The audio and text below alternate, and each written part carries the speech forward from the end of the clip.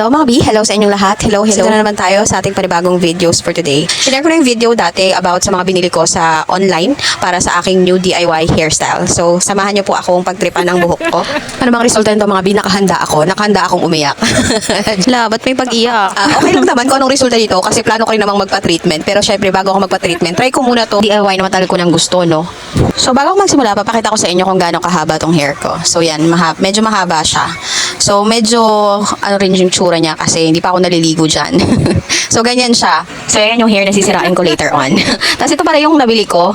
Pakita ko lang sa inyo. Clear perm. Meron siyang number 1 at saka number 2. Tapos, meron na siyang perm paper. So, ako lang idea na meron siyang perm paper. So, bumili pa ako ng another perm paper. So, kala ko kasi wala. Tapos, meron akong curling rod. Yung kulay pink na yan. Tapos, yung curling lotion. So, yan yung mga ating gagamitin sa aking pagdi-DIY. So, first step na tayo, guys. So, ito, yung hair ko.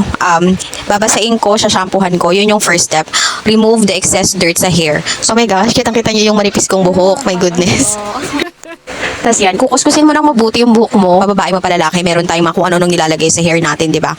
Meron yung mga kung ano-anong wax, mga pang-shine, mga oils, mga ganon. So, kailangan remove everything sa hair, kaya kailangan mo siyang shampoohan. So, after that, let's proceed to the next step.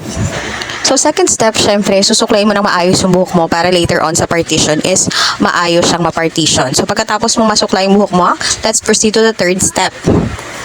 So, third step na tayo mga B. So, ito yung nakalimutan ko, no? Yung, syempre, pagka maglalagay ka ng gamot sa ulo, kailangan meron kang, protection para hindi siya madiretso dun sa damit mo. Pero dahil wala akong, yung pang-professional na panglagay, so, pwede na tong trash bag. Pwede mo siya sa gitna, tapos isuot mo siya. So, pwede na yan. Improvise. Maging maparaan, maging mapanuri. Char. So, yan, improvise nga, sabi ko nga, di ba? Yan. So, pwede na yan, di ba? So, next step na tayo, fourth step na tayo, guys. Kumuha ng tagagawa mo. Yung walang kaalam-alam na nasa likod ko, hindi niya alam, siya pala ang gagawa nito. So, ito na guys. At ayan, umpisa na namin ang aming procedure. So, ito, dahil wala kaming suklay, pwede rin ng tinidor. So, kung anong meron, be resourceful guys. So, yan na, panoorin nyo ang aking pagpapakulot kay Kititoy. Mura lang ang bayad, Red Horse Char.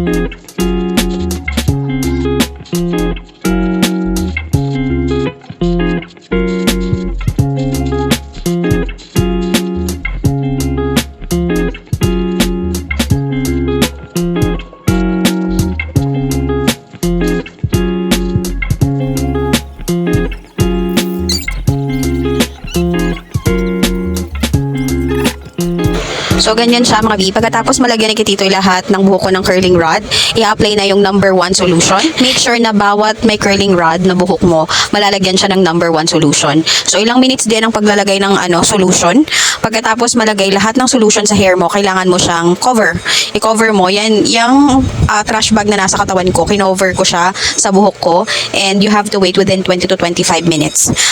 At sa wakas, natapos na ang ating paghihintay. So, after 20 to 25 minutes, babanlawan mo mo na siya. So, babanlawan mo lang siya ng water or warm water. Depende sa inyo kung meron kayong warm water. Kasi ako, wala akong wala akong warm water that time. So, ang ginamit ko lang is tubig sa gripo. So, mag-apply na tayo ng second solution. Again, tawagin ang kititoy para mag-apply ng second solution.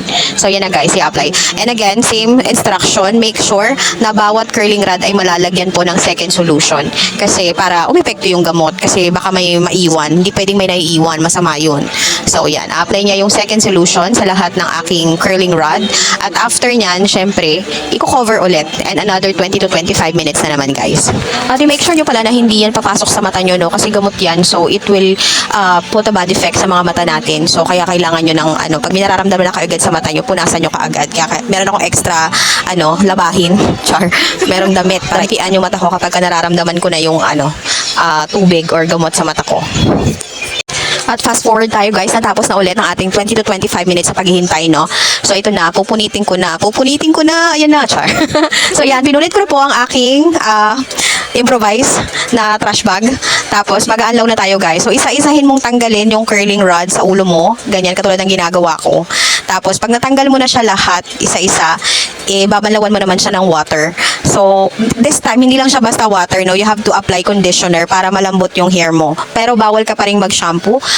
Conditioner lang. Tapos, after mong mag-conditioner, syempre, babalawan mo mabuti. Saka mo lalagyan ng conditioner. Tapos, pagkatapos ng conditioner is yung curling lotion.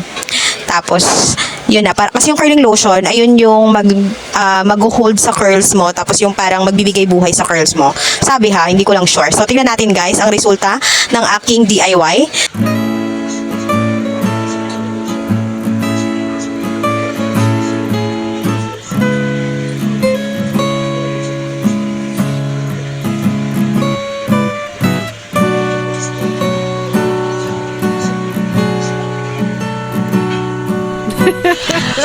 Anyway, may lagyan mga B. So, nakita nyo ang aking braso, parang boxing era lang, di ba? So, yan ang aking closer look.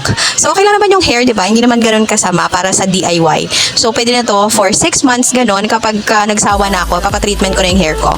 Wala lang, trip ko lang kasi usong-usong ngayon si Juliana sa Linlang. Charot. So, bye guys. Thank you for watching. Please like and share and follow my page pa. Bye!